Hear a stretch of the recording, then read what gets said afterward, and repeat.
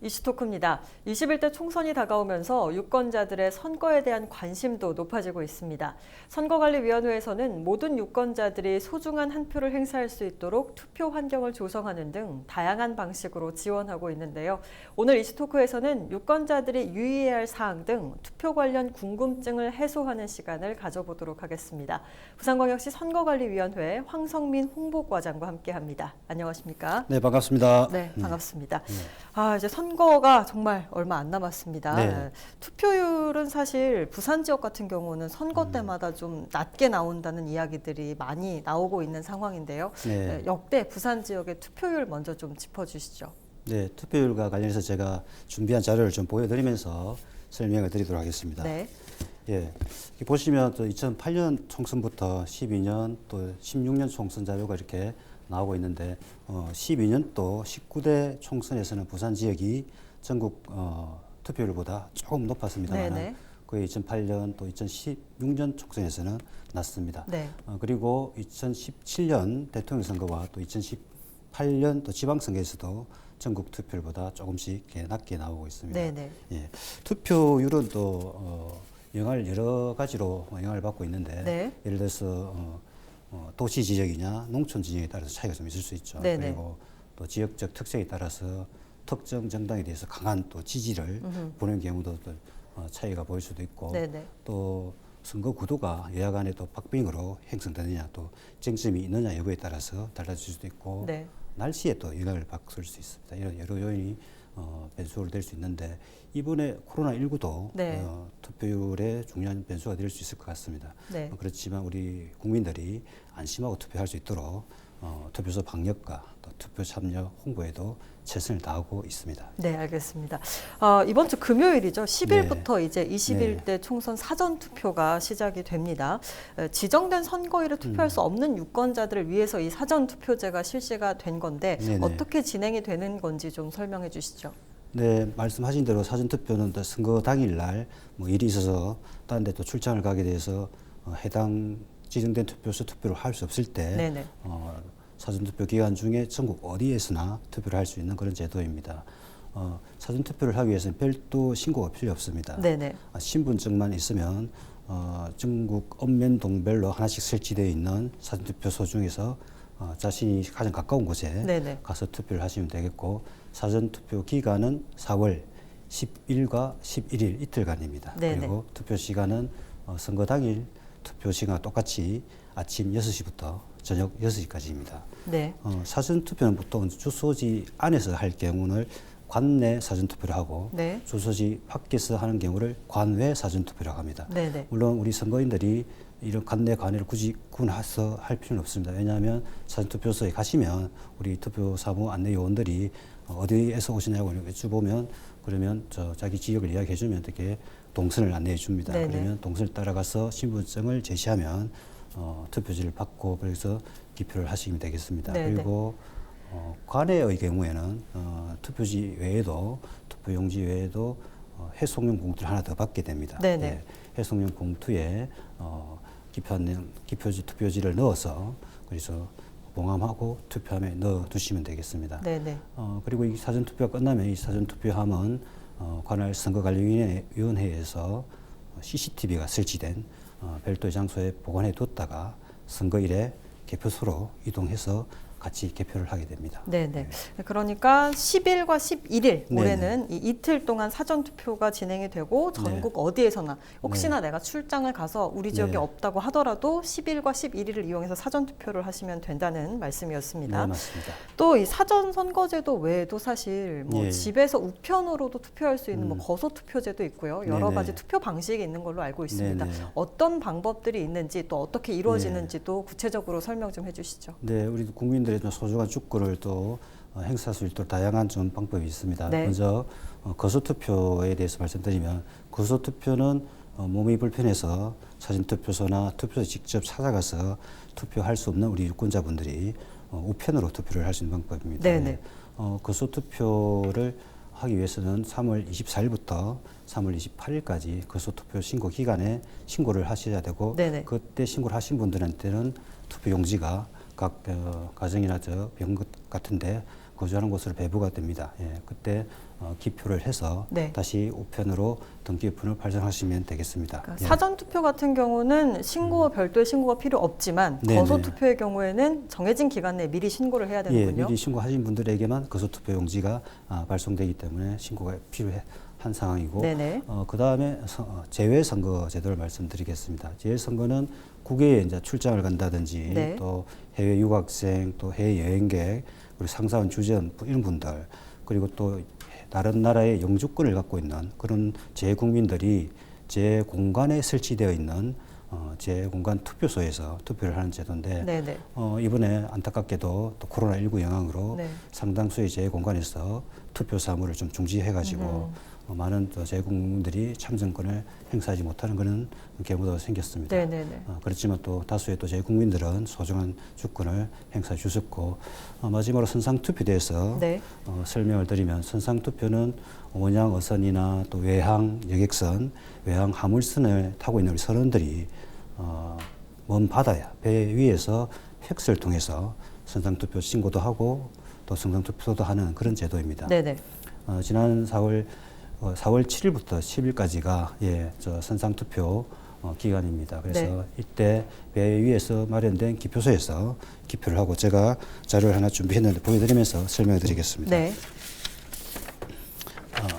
이 자료가 선상투표 용지가 되겠습니다. 선상투표 용지는 일반 투표 용지와 좀 차이가 있죠. 이렇게 비례대표 또 지역구 이렇게 되어 있는데, 여기에 기표를 해서 팩스를 이렇게 보내게 되면 출력을 될 때는 이렇게 내용이 안 보이도록 이렇게 출력이 됩니다. 실드 팩스라는 특수 팩스를 사용하게 되죠. 그래서 우리 유권자들의 선상투표를 하는 유권자들의 투표의 비밀도 철저하게 보장을 하고 있습니다. 유권자의 투표 용지엔 다 나와 있지만 이 팩스로 보내서 받는 이 출력되는 부분에서는 전혀 볼 수가 없게 되어 있는 거군요. 이렇게 접혀서 출력이 되기 때문에 나중에 개표소에서는 이것을 다시 펴서 어느 후보자에게 어느 정당에 기표했는지를 확인하게 됩니다. 알겠습니다. 한 가지 궁금한 점이, 아까 사실 이 재외 투표를 할 때는 외국에도 투표소가 설치가 된다고 하는데 이번엔 사실 코로나19 때문에 좀 특이한 상황이었고요. 보통은 어느 정도나 설치가 되나요? 제 공간에 한 72개 정도 되는데 그 공간에 모두 재투표소가 설치되는데 이번에 한 절반 정도가 재투표 업무를 중지한 상황입니다. 알겠습니다.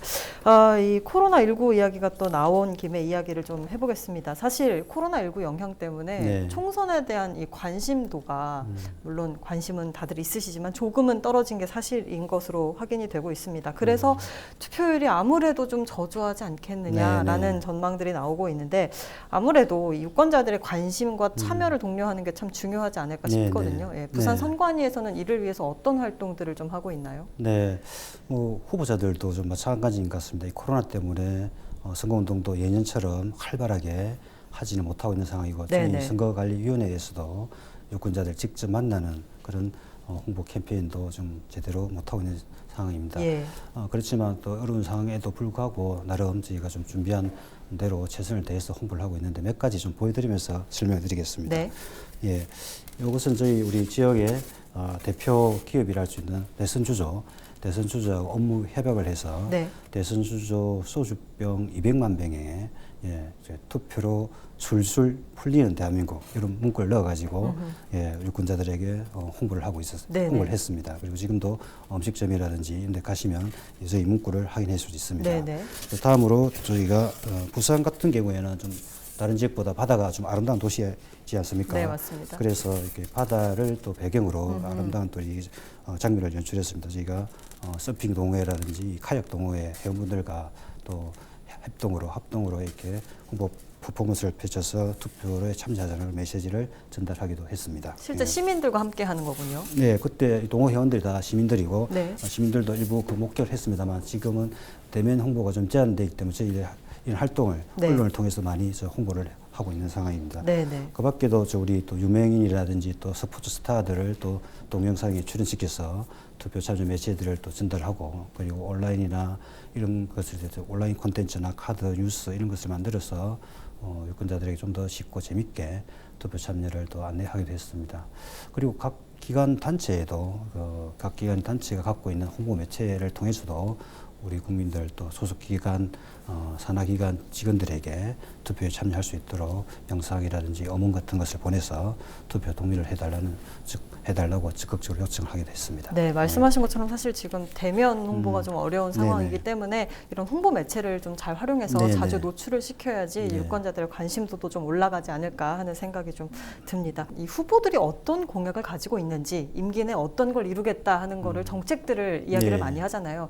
이런 걸 올바르게 아는 게 중요한데 사실 중앙선거관리위원회 홈페이지에 자세히 나와 있긴 합니다만 그래도 유권자들이 좀 자세히 이런 공약들을 살펴볼 수 있는 방법이 뭐가 있을까요? 네, 후보자들이 올바른 선택을 하기 위해서는 일단 필요한 정보를 잘 알아야 되는데 중앙선거관리위원회에서는 2가지 인터넷 사이트를 준비하고 있습니다. 그래서 홈페이지 안에 보시면 이 후보자한테 정보 공개 사이트와 또 정책 공약 알림이 사이트입니다. 이 2가지인데 먼저 후보자 정보 공개 사이트를 통해서 후보자의 인적 사항이라든지 재산, 병력, 또 세금을 납부하고 체납한 사항, 그리고 정가 기록, 그리고 학력, 경력에 대한 사항을 자세히 알 수 있습니다. 국민의 대표로서 적합한 자질을 갖고 있는지 이런 걸 보고 판단하시면 되겠고 다음으로 정책 공약 알림이 사이트인데 정책 공약 알림이 사이트를 통해서 각 정당, 이번에 선거에 참여하는 정당의 10대 정책 주요 정책을 안내하고 있습니다. 그리고 각 정당이 제출한 선거 공보도 같이 정책 공약 알림이 사이트에서 볼 수 있습니다. 그래서 여러 정당의 또 여러 후보자들의 정책 공약을 함께 비교해 보실 수 있습니다. 투표 안내문과 함께 이 선거 공보는 또 각 가정으로 배부되기 때문에 이것을 통해서도 뭐 후보자에 대한 정보를 들 수 있기 때문에 또 민주 시민으로서 주인된 권리를 행사하기 위해서는 좀 더 꼼꼼히 확인해 보실 필요가 있을 것 같습니다. 네, 선관위에서 준비한 후보자 정보 공개 사이트, 정책 공약 알림이 사이트. 사실 정책 공약도 중요하지만 이 선거에 나온 후보가 어떤 사람인지를 아는 것도 참 중요하다는 생각이 들어서 이 후보자 정보 공개 사이트도 좀 잘 이용해 보시는 게 좋을 것 같다는 생각이 좀 듭니다. 공개 사이트도 이용해도 되고 선거 공보 둘째면에 각 후보자들에게 아까 말씀드린 인적 사항과 재산, 병력, 세금, 정가 기록 내용이 다 나와 있습니다. 선거 공보를 철저히 또 확인해 보시는 것도 좋겠습니다. 네, 알겠습니다. 사실 이번에 코로나19가 아직 뭐 종식된 상황도 아니고 계속 이어지고 있는 상황이고요. 확진자도 어쨌든 늘고 있는 상황이기 때문에 투표장에서도 여러 변화가 일어나고 있습니다. 이 수칙들이 좀 많이 생긴 걸로 알고 있는데요. 그래서 이전 투표장과는 좀 분위기가 많이 다를 것으로 보이는데 어떻게 좀 달라질까요?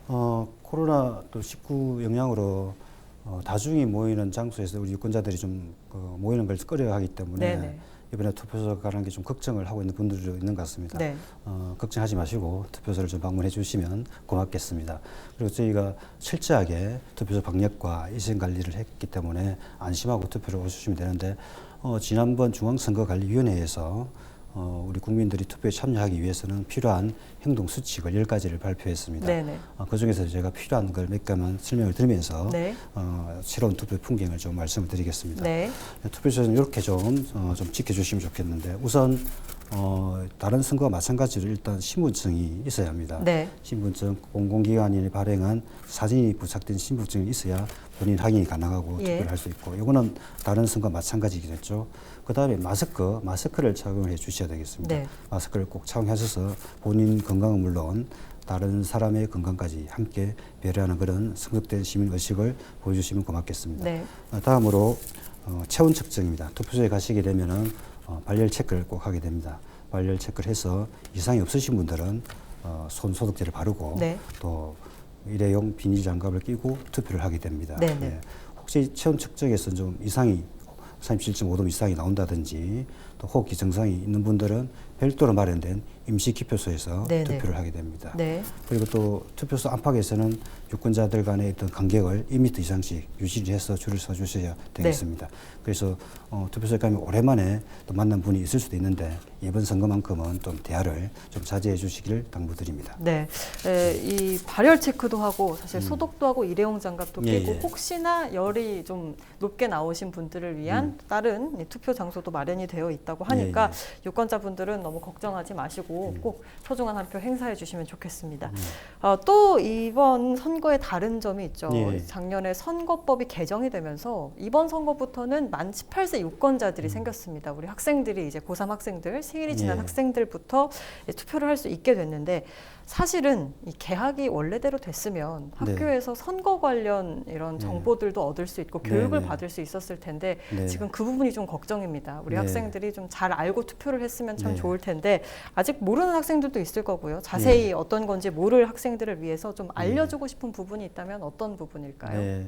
선거권 연령이 이번에 만 18세로 하향되어 가지고 2002년 4월 16일 이전 출생자의 경우 선거권이 있습니다. 선거권이 있으면 당연히 이제 선거 운동도 가능하고 정당에 가입도 할 수 있습니다. 다만 선거 운동을 할 수 있더라도 선거 운동을 하는 시점에 그 선거권이 있어야 됩니다. 예를 들어서 2002년 4월 15일 출생자가 선거권이 이번 선거에 있습니다만은 4월 10일에는 아직 만 18세가 아니기 때문에 선거 운동을 할 수 없겠습니다. 선거권이 있게 되면은 말이나 또 글로서 또 전화로서 선거운동을 할 수 있고 또 온라인상의 인터넷 홈페이지를 통해서 SNS를 통해서 그리고 문자 메시지를 통해서 후보자 지지하는 후보자나 정당에 대한 정보를 올리고 또 전파할 수 있습니다. 그리고 SNS를 통해서 정보를 올린다든지 이렇게 할 때에도 좀 유의할 게 거짓된 사실을 올린다든지 또 후보자나 그 가족에 대해서 악의적인 좀 비방을 하는 내용을 올린 경우는 선거법에 위반이 되기 때문에 주의해 주셔야 되겠습니다. 그리고 또 요즘 여론조사를 많이 합니다만 그 여론조사 중에 또 불법적으로 선거법에 규정된 내용을 지키지 않은 그런 여론조사가 있습니다.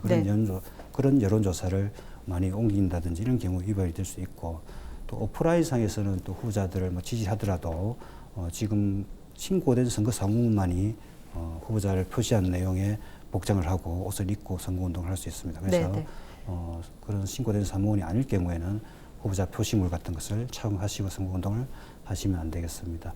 마지막으로 덧붙여 말씀드리면 선거권이 없더라도 단순히 이번 선거에서 특정 정당 또 특정 후보자가 어떤 정책, 어떤 공약을 내걸었더라 이렇게 서로 친구들 간에 의견을 나누는 것은 단순한 의견 개진으로 선거운동을 보지 않기 때문에 그 정도는 또 가능하겠습니다. 네, 알겠습니다. 투표를 하고 난 다음에 사실 SNS에 많이 인증샷을 올리는 분들이 많거든요. 자칫 잘못하다간 이게 선거법 위반이 될 수도 있는데 어떤 점을 좀 주의를 해야 됩니까? 일단 투표하러 갔을 때 이제 기표소 안에서는 이렇게 투표지를 촬영할 경우 법에 위반이 됩니다. 그래서 여기서 돈으로 이제 표를 구한다든지 이런 것을 방지하기 목적이고 또 투표의 비밀을 지키기 위한 목적입니다. 인증샷을 찍고 싶을 때는 우리 유권자들이 투표소 입구에 보면 투표 안내판이 있지 않습니까? 그 안내판을 배경으로 찍거나 또는 투표소 전경이 잘 보이는 좋은 곳에서 그냥 인증샷을 찍으면 되겠습니다.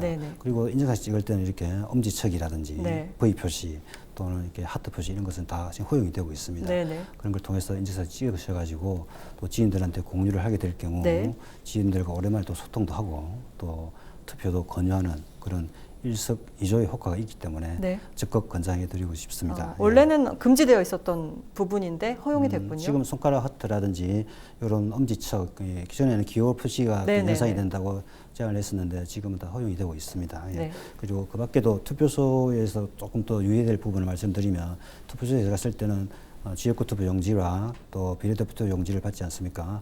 근데 투표 용지에는 하나의 후보자 또 하나의 정당에만 투표를 해야 유효표가 됩니다. 그리고 기표소 안에서는 비치된 기표 용구로만 기표를 해야 유효표를 인정받고 그 밖에 뭐 볼펜 등으로 이렇게 동그라미 표시를 한다든지 그렇게 할 경우는 무효표가 되니까 주의를 하셔야 되겠습니다. 유권자분들께서는 투표 전에 꼭 유의사항을 좀 참고해 주시는 게 좋을 것 같고요. 마지막으로 짧게나마 이 투표 독려 차원에서 유권자분들께도 한 말씀 해주시죠. 앞서 말씀드렸듯이 선거관리위원회는 4.15 총선과 관련해서 투표 참여 대국민 행동 수칙을 발표했습니다. 투표소에 가실 때는 꼭 마스크를 착용해 주시고 또 체온 측정과 또 1m 이상 거리 두기 또 대화 자제 이런 행동 수칙을 꼭 준수해 주시길 바랍니다. 그리고 방송 토론이나 선거 공보를 통해서 각 정당 후보자에 대한 정책 공약을 꼼꼼히 살펴서 소중한 한 표를 행사해 주시기 바랍니다. 우리 유권자 여러분께서는 저마다 바라는 대한민국 또 만들고 싶은 대한민국이 있을 것입니다. 그러한 대한민국은 누가 만들어주는 것이 아닙니다. 바로 우리 유권자 여러분의 한 사람 한 사람의 투표로 만들 수 있습니다. 우리가 어떤 나라에서 태어날지는 선택할 수 없었습니다. 하지만 어떤 나라로 만들어갈지는 선택할 수 있습니다. 꼭 투표하시기 바랍니다. 또 후보들의 공약들 잘 체크해 보시고 소중한 한 표 행사해 주시기 바랍니다. 오늘 말씀 여기까지 듣겠습니다. 고맙습니다. 감사합니다.